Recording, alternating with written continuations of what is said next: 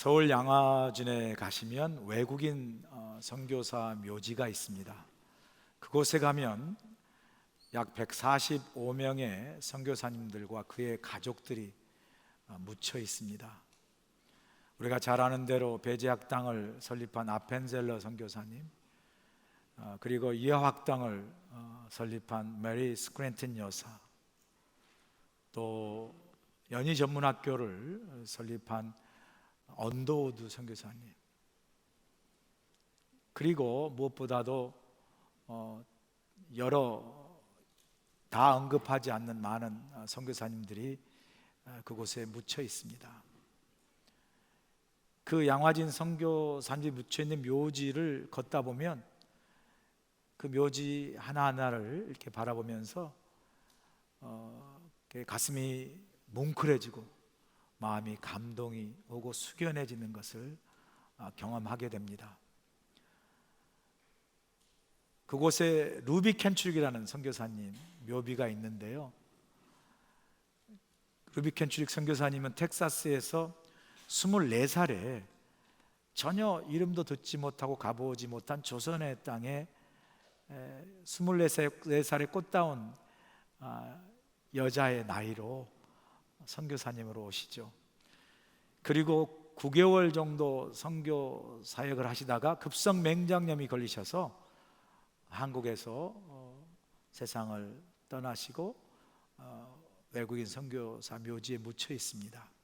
그 루비 켄추릭 선교사님의 묘비를 보면 아주 감동적인 글이 쓰여져 있죠. 그 묘비에 이렇게 기록되어 있습니다.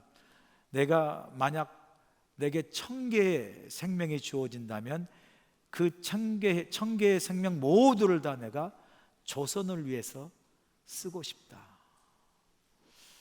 묘비를 몇 번 가서 읽을 때마다 참 감동이 돼요.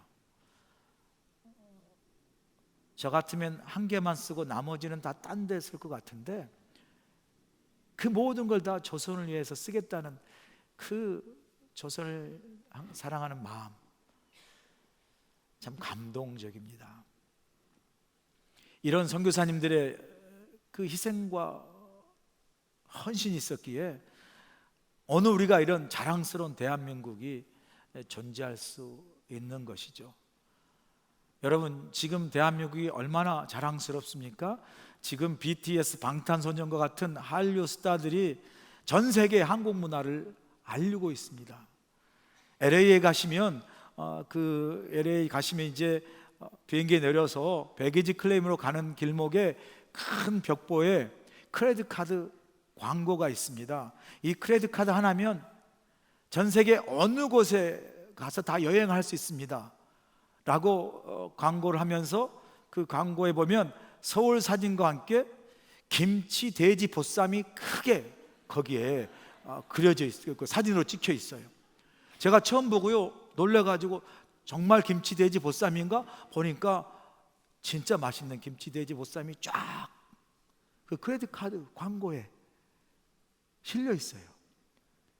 이렇게 한국 문화가, 음식이 이렇게 여러분 세계적으로 알려지고 있어요. 여러분, 우리 대한민국 여권의 파워가 얼마나 센지 아세요?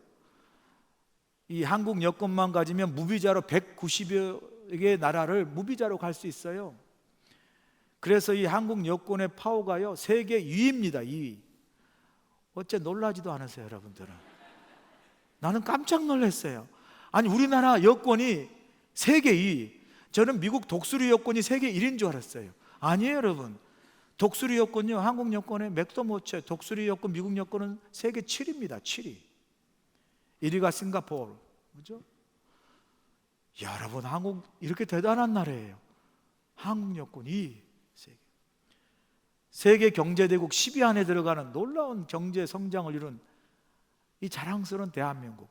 오늘의 이 대한민국의 이 축복과 번영이 다 어디서 오는 것일까? 저는 감히 말씀드리기는 이렇게 조선을 위해서 자신의 생명과 그 희생과 헌신을 다 바친 선교사님들이 전해준 복음, 이 복음의 빛을, 복음의 은혜를 받은 덕분이라고 저는 그렇게 믿습니다. 사랑하는 여러분, 우리 대한민국과 우리 한국 국민이 이렇게 자랑스러운 국가가 되고 축복된 민족이 된 것은 선교사님이 전해진 이 복음에 빚진 그 은혜 때문인 줄로 믿습니다. 오늘 본문에서도 보면 사도 바울은 자신을 로마 교회에게 나는 복음에 빚진 자라고 그렇게 소개하고 있습니다. 본문 14절 보세요. 헬라인이나 야만인이나 지혜 있는 자나 어리석은 자에게 다 내가 빚진 자라. 여기서 여러분, 복음이 무엇입니까? 복음은 예수 그리스도시죠. 그래서 사도 바울은 복음의 빚진 자라 말하는 건 나는 예수 그리스도께 빚을 졌다라는 거죠. 빚진 자라는 거죠.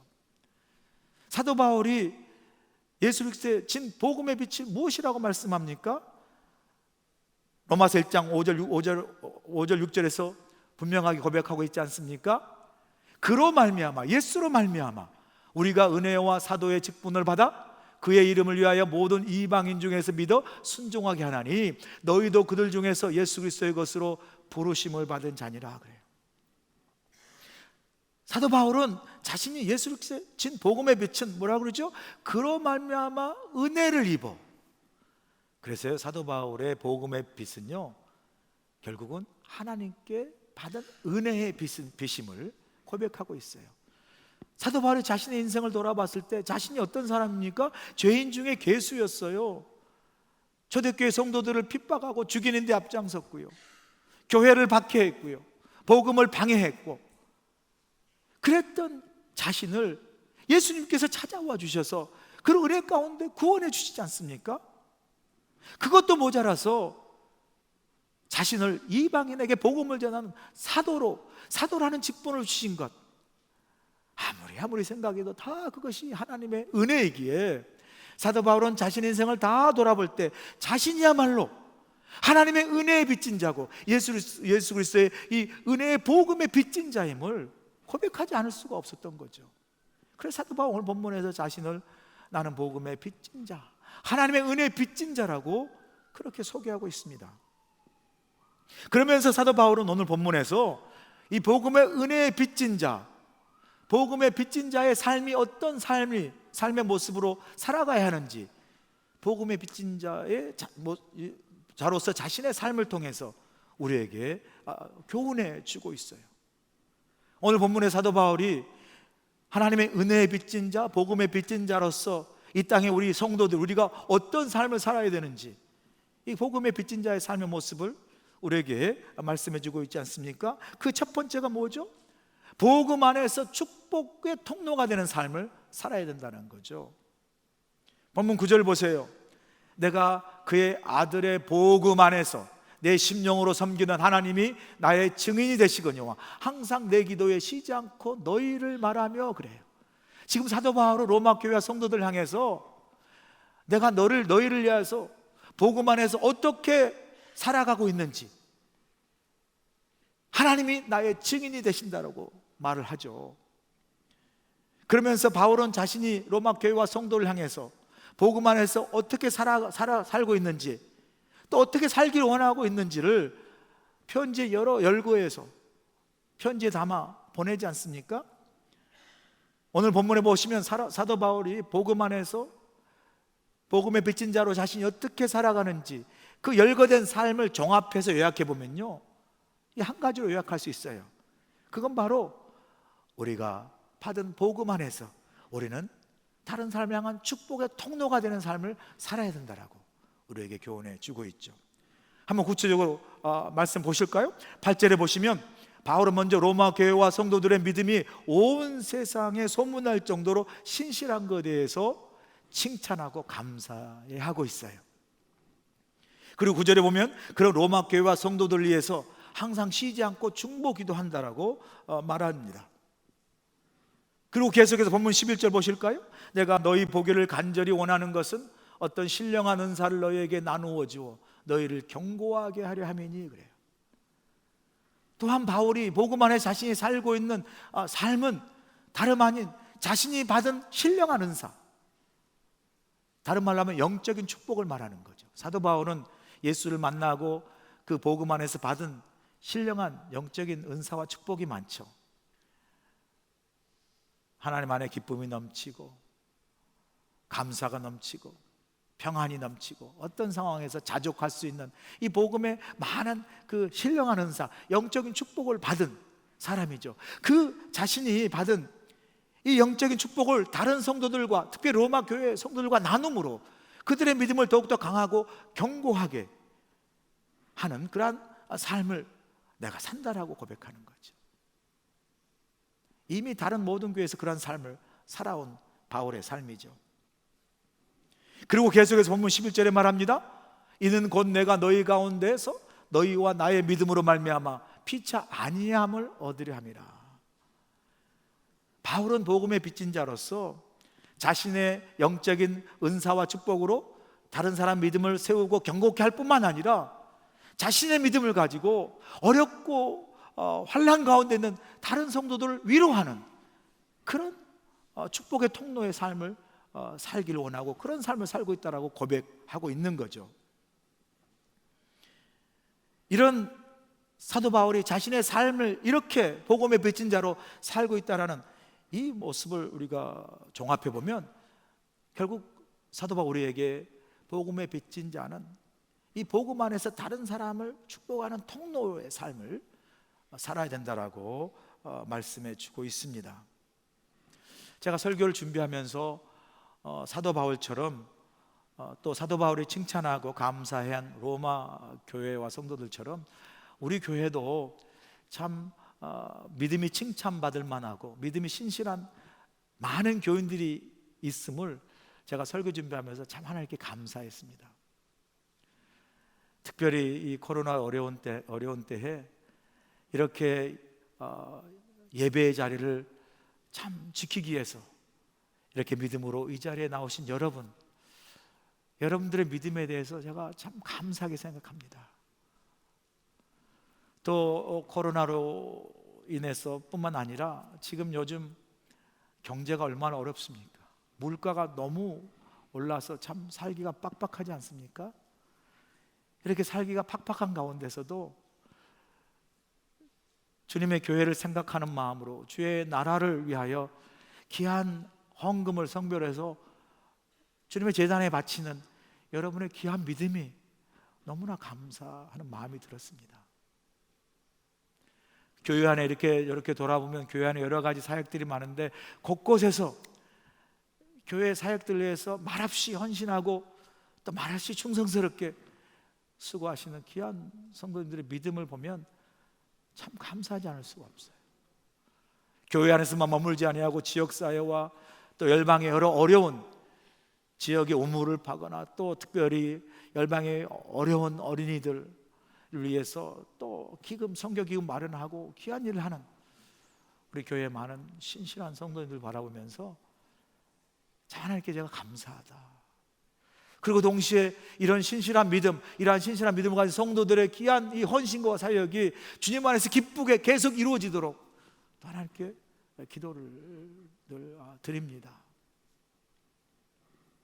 너무나 감사한 일이죠. 그런가 하면 우리 교회에 서로의 믿음을 견고하게 붙들어주고 환난 가운데 있는 성도들을 위로하고 그 믿음을 붙들어줘야 할 일들이 또 우리 교회에 많이 있지 않습니까? 여러분 주보에 보신 대로 지난주에 오경자 권사님이 소천하셨어요. 남편 스탠과 함께 지난주에 이 두 번째 자리에 앉으셔서 예배를 드리신 두 부부 아닙니까? 그런데 월요일 새벽에 집에 불이 나서 소천하셨습니다. 2층 집이신데 1층에 아들이 자고 있는데 1층부터 불이 나서 아마 전기 누선이 아닌가 싶은데 1층부터 불이 나서 아들이 먼저 이제 세상을 이렇게 생명을 잃었고요. 또 2층으로 불이 번져서 불이 타는 가운데 이 스탠과 남편과 오경자 권사님 나오셨다고 그래요. 스탠이 앞을 못 보시니까 오경자 권사님 인도에서 나오지 않았겠어요? 나오는 길에 화상을 입으신 거죠. 그런데 오경자 권사님이 나오셔서 보니까 자기가 아끼던 고양이가 나오지 않아서 다시 들어가셨다가 고양이 구하러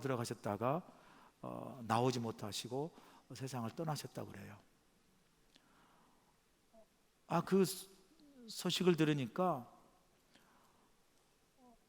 살 수도 있으셨는데 그 고양이 때문에 다시 들어가셨다는 것 때문에 그냥 괜히 고양이가 막 미워지는 마음이 생기고 너무 마음이 속상한 거예요. 고양이 사랑하는 마음도 내가 충분히 이해하겠지만 그래도 사실 수 있었는데 돌아가셨다라는 마음 때문에 마음이 안타깝고 속이 상했습니다.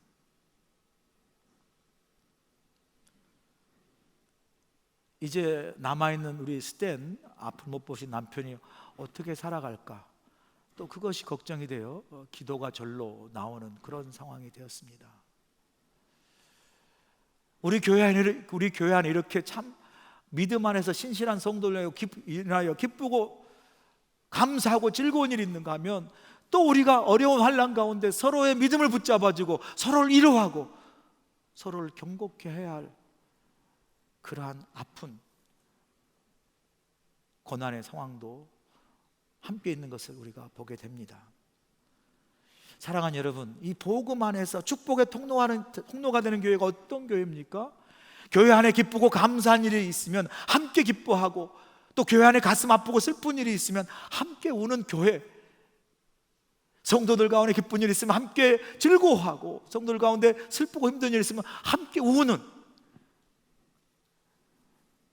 그래서 우리 교회 안에 함께 웃고 함께 우는, 서로의 믿음을 붙잡아주고 서로 피치 아니하고 또 서로를 향한 감사가 함께 웃고 함께 우는 가운데 나누어지는 복음 안에서 축복의 통로가 되는 우리 교회 여러분 되실 주의 이름으로 간절히 축원합니다. 둘째, 우리에게 주시는 이 복음의 빚진 자의 삶의 교훈은요, 복음을 전하고자 하는 간절한 열정이 있는 삶을 살라는 교훈이에요. 본문 15절 보실까요? 그러므로 나는 할 수 있는 대로 로마에 있는 너희에게도 복음 전하기를 원하노라. 바울은 그렇게 로마에 가고 싶어 했어요. 여러 번 가려고 시도했는데 길이 막혀서 가지 못했습니다. 왜 바울이 로마에 가고 싶어 했습니까? 그것은 그곳에 가서 그곳에 있는 로마 이방인들에게, 로마 사람들에게 복음을 전하여 구원받는 열매를 맺기 위해서이죠. 그걸 구체적으로 본문 13절에서 말씀하고 있지 않습니까? 형제들아, 내가 여러 번 너희에게 가고자 한 것을 너희가 모르기를 원하지 아니하노니 이는 너희 중에서도 다른 이방인 중에서와 같이 열매를 맺게 하려 함이로되 지금까지 길이 막혔도다.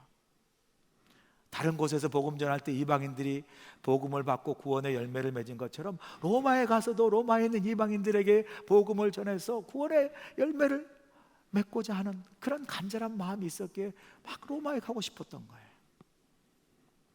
그런데 여러분 생각해 보면요, 사도 바울이 이렇게까지 로마에 막 가려고 애를 쓸 필요가 없어요. 왜냐면요, 사도 바울은 지금 이 시간까지, 이 편지를 쓴 이 시간까지 약 10년에 걸쳐서 1차 전도여행, 2차 전도여행, 3차 전도여행을 통해서 그 많은 어려움과 고난과 환난 속에서도 그 10년간 1차, 2차, 3차 전도여행을 통해서 소아시아 터키와 유럽의 관문인 그리스까지 복음을 다 전파하고 교회를 세우지 않았습니까? 우리가 잘 아는 갈라디아 교회, 또 빌립보 교회, 다 이것들이 소아시아와 유럽에 있는 교회들 아닙니까? 그렇게 방대한 곳에 수년간 복음을 전하고 많은 이방인들을 구원하고 교회를 세웠으니까 이제 할 만큼 한 거예요. 이만하면 됐어요. 이제 사실은 할 만큼 하고 오히려 은퇴하고 쉴 때예요. 바울이 이 편지를 쓴 이 로마서의 편지를 쓸 때 바울의 나이가 젊은 나이가 아니었어요. 주석에 보면 바울이 아마 50대 후반이나 거의 60이 다 된 나이다 라고 말하고 있습니다. 지금도 뭐 요즘은 좀 늘어났지만 당시 60이면요 연로한 노인이었습니다. 이렇게 나이가 들고 일을 할 만큼 하고 이제 쉬어야 할 때가 되었음에도 불구하고 도대체 왜 그렇게까지 로마에 가서 복음을 전하고 싶어 했을까? 바울은 그 이유는 단 한 가지예요. 자신이 주님께로부터 받은 은혜가 너무 크기 때문에, 자신을 구원하고 자신을 사도의 직분으로 부르신 그 하나님의 은혜, 예수님의 그 복음의 은혜가 너무 크고 그 은혜에 빚을 졌던 그런 것을 사도 바울이 깨달았기에, 나는 하나님의 은혜에 빚진 자요, 나는 복음의 빚진 자라는 그 자각, 그 복음의 빚진 자의 의식, 이것이 사도 바울로 하여금 쉬지 않고 계속해서 그 은혜에 감사해서 그 빚진 자의 의식을 가지고, 자각을 가지고, 불타는 열정을 가지고 복음을 증거하도록 한 원동력이 된 거죠. 사도행전 20장 24절에 가면 이런 그 복음을 향한 뜨거운 사도 바울의 열정이 고백되지 않습니까? 내가 달려갈 길과 주 예수께 받은 사명 곧 하나님의 은혜의 복음을 증언하는 일을 마치려 하면은 나의 생명조차 조금도 귀한 것으로 여기지 아니하노라. 사도 바울은 이 복음을 은혜의 복음이라고 말해요. 내가 복음을 통해 은혜를 받았다라는 거죠.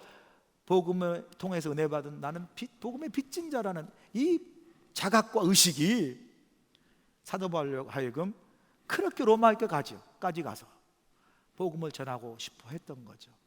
실제로 여러분, 로마에 가서 복음을 전하다가 사도 바울이 순교하지 않습니까?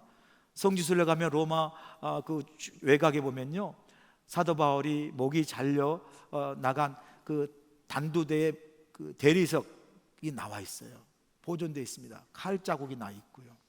목이 잘렸을 때 사도 바울의 목이 통통통 3번 뛰었다고 해서 그 뛴 곳마다 샘물이 생겨서 물이 흐르는 그런 장면, 그곳을 여러분이 로마 성지순례 가시면 보실 수가 있어요.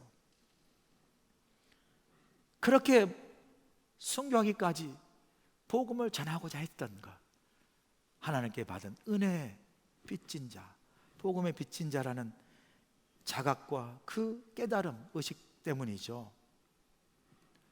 지난주에 제가 복음방송을 후원하는 교회 목사님들이 이사들이 모인 그 수련회에 다녀왔는데, 그곳에서 은혜 한인교회 출신인 정 목사님을 만났어요. 여기 하와이 비전교회에서 목회를 하시는데, 그분이 이제 은혜 한인교회 출신이기 때문에 은혜 한인교회를 개척하시고 지금의 큰 교회로 세우시는 일에 정말 귀한 헌신을 했던 은퇴 목사님 김광신 목사님이 돌아가셔서 그 장례식에 참석하시게 가신 거예요.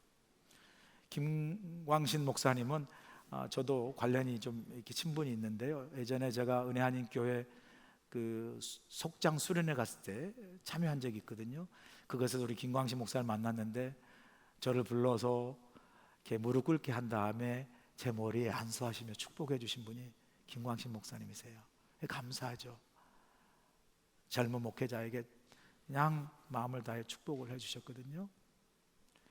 그런데 이 김광신 목사님이 이제 돌아가셔서 이제 장례식 가는데, 이 정 목사님 장례식 참석해서 이제 장례식 이렇게 참석해서 가는데, 보통 장례식 가면 이제 뷰잉 하잖아요. 뷰잉 문상을 하는데 깜짝 놀란 거예요. 왜냐하면 그 관에 누워 있는 김광신 목사님 그 손에 이제 성경책도 있고 손에 비행기 티켓이 손에 이렇게 쥐어져 있더라는 거예요. 그래서 깜짝 놀라서 이게 뭔가 했더니 김광신 목사님이 돌아가시기 전에 터키 선교를 떠나려고 계획하고 계셨대요. 그런데 돌아가시는 그 순간에 가보니까 그 터키로 가는 비행기 표를 손에 쥐고 돌아가셨다는 거예요. 그 선교를 마지막까지 생각하며 비행기 티켓을 쥐고 돌아가신 그 목사님의 그 마음과 모습을 그대로 담기 위해서 비행할 때 그 티켓을 손에 그대로 쥐고 하늘나라로 가시게, 그렇게 장례식을 준비했다라는 거예요.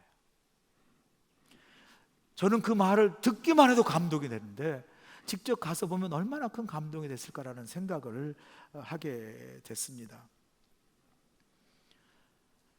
여러분, 이 김광신 목사님이 얼마나 그 복음을 증거하고 전하는 선교의 열정이 가슴에 불탔으면 죽는 순간까지도 그 비행기 티켓, 터키로 가는 비행기 선교 티켓을 손에 쥐고 돌아가셨을까? 막 생각만 해도 가슴이 찡하는 마음이 이렇게 느껴집니다. 사실 개척하셔가지고 은혜 한인교회라는 미주에서 가장 큰 교회, 10,000명이 넘는 성도 가장 큰 교회로 성장시킨 그 목사님이면 은퇴하시면요, 은퇴하신 교회, 그 교회에서 대접받고 영광을 받아도 충분하잖아요. 그런데 늘 평상시 나는 선교지에 가서 죽겠다라고 말씀하셨다라는 거예요. 그리고 암투병하는 가운데 치료하면서도 나는 선교지 가서 복음을 전하겠다라고 터키 선교를 계획하고 떠나려고 하는 직전에 터키에 가는 비행기 표를 손에 쥐고 돌아가신 거예요. 소천하신 거예요. 무엇이 죽는 그 순간까지 목사님이 비행기 티켓을 손에 쥐고 소천하게 하셨을까? 이유는 단 한 가지밖에 없어요.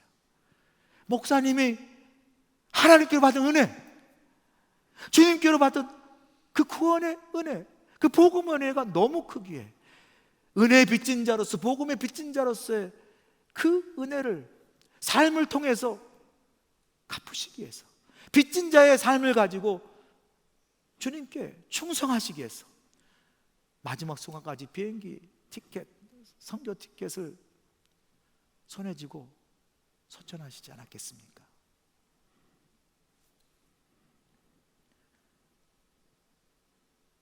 사랑하는 여러분, 우리 모두가 다 하나님 그 은혜와 우리를 구원하는 이 복음의 빚진 자임을 믿습니다. 우리가 하나님의 은혜로 구원받고 예수 그리스도의 복음을 말미암아 하나님의 자녀가 되고 이 은혜의 자리에 있는 이 놀라운 하나님의 은혜를 우리가 깨달으면 우리는 복음에 대해서 빚진 자의 그 의식과 자각을 갖지 않을 수가 없는 거죠. 김 목사님처럼, 사도 바울처럼 우리가 복음의 빚진 자라는 의식을, 하나님의 은혜를 받은 사람을 깨닫고, 여러분 기회가 있는 대로, 할 수 있는 대로 여러분 주의 복음을 증거하고 전하는 여러분 되실 주의 간절히 축원합니다. 세 번째, 우리에게 주시는 복음의 빚진 자의 삶의 모습은 복음을 부끄러워하지 않는 삶을 사는 거예요.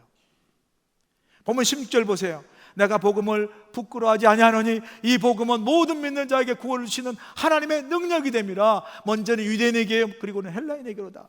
사도 바울은 나는 복음을 부끄러워하지 않습니다라고 고백해요. 이 복음은 모든 믿는 자에게 구원을 주신 하나님의 능력이 되기 때문이에요. 먼저는 유대인에게 그리고 헬라인에게 그리고 여기 계신 우리 모두에게도 구원을 주시는 하나님의 능력이 복음인 줄로 믿습니다. 그 복음의 능력 때문에 구원받고 우리가 이 은혜의 자리에 있는 거 아니겠습니까? 여기 보시면 복음이 모든 믿는 자에게 주신 하나님의 능력이랄 때 이 능력은 헬라 말로 두나미스잖아요. 들어보셨죠? 이 두나미스라는 이 능력이라는 헬라어 단어에서 영어에 다이나마이트가 나와요. 여러분, 다이나마이트가 얼마나 강력하고 큰 힘을 가졌습니까? 예전에 우리 한국에서 어렵고 가난할 때 박정희 대통령이 잘 살아보자는 새마을운동과 함께 뭘 냈어요? 한국에 없던 경부고속도로를 냈잖아요. 서울에서 부산까지 쫙 경부고속도로 낼 때, 여러분 우리나라의 지형을 보시면 우리나라는 삼면이 바다고요, 땅이 다 70%가 산이에요. 산. 그러면 우리나라 옛날에는요 다 길이 어떻게 산을 따라서 꾸불꾸불 이렇게 고비고비 나가지고 저 남도에서 서울 가려면 한양 천리길이에요. 왜? 산 따라 가다 보니까. 그런데 그렇게 경부고속도로를 쫙 내려고 할 때 가장 큰 장애물이 뭐예요? 그 많은 산들이에요. 산들. 그 장애물된 산들을 어떻게 합니까? 땅에 구멍 빵빵 뚫어가지고 다이너마이트 넣어가지고 발파 작업하니까 그 버티고 있는 산들이 다 무너져서 그냥 일직선의 경부고속도로를 쫙 낸 거 아니겠어요? 이게 두나미스, 다이나미트, 복음의 능력이 이와 같다라는 거예요. 여러분, 바울은 이 복음이 이런 모든 사람을 구원하고 살리는 놀라운 다이나마이트, 두나미스 같은 능력이 있다고 말합니다. 이런 놀라운 복음의 능력의 실제적인 증거가 무엇입니까? 저와 여러분이에요, 여러분. 저와 여러분. 여러분이 예수 믿기 전에 어떤 사람입니까? 거룩한 사람인 척 하지 마세요, 여러분. 예수 믿기 전에 여러분 어떤 사람이셨어요? 여러분 예수 믿고 예수 만나기 전에 어떤 삶을 사셨나요? 나는 정말 거룩한 삶을 살았다고 그런 얼굴 표정 짓지 마세요, 여러분. 우리가 우리를 잘 알잖아요, 여러분. 우리가 예수 믿기 전에 어떤 사람인지, 예수 믿기 전에 내가 복음을 만나고 예수님을 만나기 전에 어떤 삶을 살았는지 저와 여러분이 잘 압니다. 그랬던 우리가 예수님 만나고 복음을 영접하고, 그래서 오늘 이 자리에, 은혜의 자리에 여러분 예전에 여러분이 아닌, 예전에 나는 죽고 예수 그리스도 은혜 안에 다시 산 하나님의 아름다운 성도 자녀로서의 은혜의 자리에 있는 줄로 믿습니다. 이게 복음의 능력이라는 거예요. 나를 살리고 나를 구원하고 나를 변화시킨 이 복음의 능력, 이 능력의 증거가 멀리가 아니라 바로 저와 여러분, 우리 자신이라고 감히 말할 수 있지 않습니까? 그런데 복음의 설교자인 폴 월셔 목사님이 쓴 복음이라는 책을 보시면, 폴 월셔 목사님은 이렇게 우리를 살리고 우리를 구원한 놀라운 복음의 능력이 지금 이 시대, 우리가 살고 이 시대에서 어떻게 사라지고 잃어버리고 있다라고 이야기합니다. 이 시대의 교회와 성도가 복음을 잃어버림으로 복음의 능력이 역사되지 않게 되므로 교회와 성도에게 일어나는 폐해, 병폐를 이렇게 말합니다. 이 시대의 교회와 성도가 복음의 능력을 상실함으로 교회 안에 복음을 알지 못하고 복음의 능력을 깨닫지 못한 종교적이고 형식적인 믿음을 가진 성도가 많아졌다는 거예요. 그리고 복음의 능력을 상실함으로 교회가 그리스도 중심이 아닌 사람 중심으로 변하고, 교회가 교인들의 영적 성장보다 교인들을 즐겁게 하기 위해 복음의 진리를 선포하기보다는 세상적인 문화와 풍조를 따라가고 있다라고 경고하고 있어요. 이로 인해서 교회가 세상의 문화를 따라가고 복음을 통해 변화되지 않는 세속적인 교인들이 가득한 교회가 됨으로써 교회가 세상을 변화시키는 거룩한 영향력을 미치지 못하고 오히려 세상이 교회를 걱정하고 교회를 비난하고 교회를 비판하는 시대에 살고 있다라고 말합니다. 이게 남의 이야기가 아니잖아요. 지금 우리가 겪고 있는 이 시대에 교회와 우리 성도들의 문제가 아닙니까? 이렇게 됨으로써 결국 교회가 복음을 부끄러워하게 된다는 거예요. 이렇게 하면서 결국 성도가 복음을 부끄러워하게 되는 시대에 우리가 살고 있다. 여러분, 혹시 여러분 가운데 교회 다니는 거 부끄러워하시는 분 계세요? 예수 믿고 헌신하고 헌금하고 교회에서 열심히 봉사하고 이런 이 복음을 믿고 헌신한 일을 혹시라도 부끄럽게 여기는 분 계세요?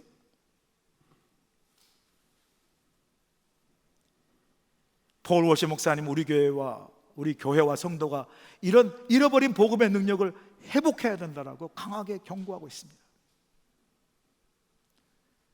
사랑하는 여러분, 우리가요 무엇보다도 나를 구원하시고 나를 살리시고 나를 변화시킨 이 놀라운 복음의 능력을 여러분 삶 속에 세상에 가서 우리 교회가 회복하고 선포할 수 있길 주님으로 간절히 축원합니다.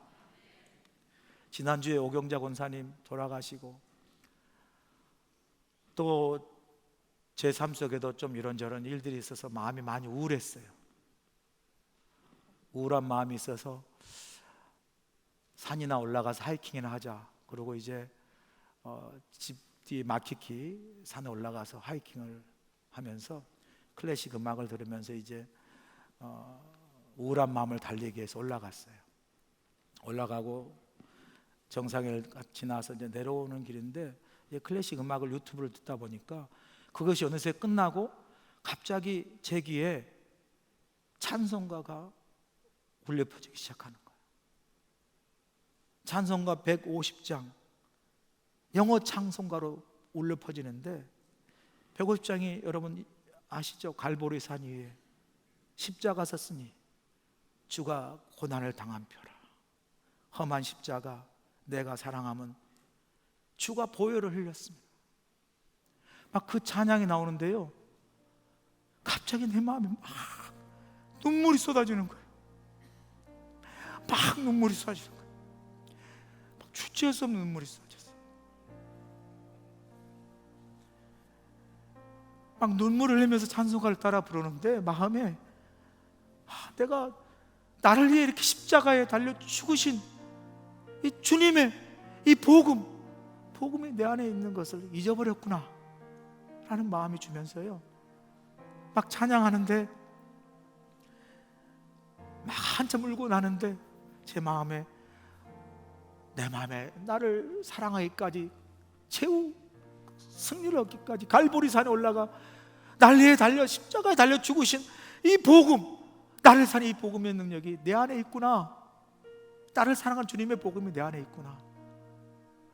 그것이 갑자기 막 내 안에서 복음이 회복되니까 우울한 마음으로 올라갔던 내 마음이 그냥 막 기쁨과 감사로 막 충만해가지고 막 그냥 내려가는 발걸음이 막 하늘을 나는 것 같았어요.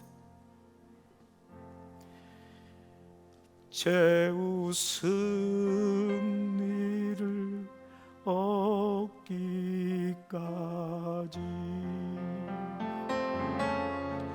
주의 십자가 사리 빛난 멸류관 받기까지, 빛난 멸류관 받기까지 험한 십자가 붙들겠네. 우리를 위해 십자가 달려 돌아가시까지 주신 이 생명의 복음, 나를 구원하시니 놀라운 복음의 능력이 우리 가운데 있음을 믿고, 여러분 우리가 늘 삶 속에서 이 복음의 능력을 붙잡고 승리하는 삶을 살기를 간절히 소원합니다. 우리 삶에 어떤 삶이 있지라도 나를 살리고 나를 구원하시고 나를 변화시키시고 나를 오늘 이 은혜의 자리에 있기까지 하신 이 두나미스 하나님의 복음의 능력으로 여러분 세상에 나가서 복음을 부끄러워하지 마시고 담대히 복음을 선포하는 능력 있는 그리스도의 삶을 사시기를 주의 이름으로 간절히 축원합니다. 기도하시겠습니다. 하나님, 우리는 어느 땐가 나를 살리시고 나를 구원하시는 이 복음의 능력을 잃어버리고 살 때가 많습니다. 오늘 바울이 우리에게 말씀해 주신 것처럼 우리 안에 나를 살리고 구원해 주신 이 복음의 능력을 회복시켜 주셔서 세상에 나아가 복음의 능력으로 믿음으로 승리하는 삶을 우리 모두가 살아갈 수 있도록 축복하여 주시옵소서. 예수님의 귀하신 이름으로 기도합나이다. 아멘. 이제는 우리 주 예수 그리스도의 크신 은혜와 우리 하나님 아버지의 무한하신 사랑하심과 성령님의 감동 역사하심이 우리를 살리시고 우리를 구원하시는 이 복음의 능력을 가지고 세상에 나아가 이 복음을 담대히 선포하고 복음 안에 주신 믿음의 능력으로 세상을 넉넉히 이기며 승리하는 그리스도의 삶을 우리 모두가 살아갈 수 있도록 함께하여 주시옵기를 예수님의 귀하신 받들어 간절히 축원하옵나이다. 아멘.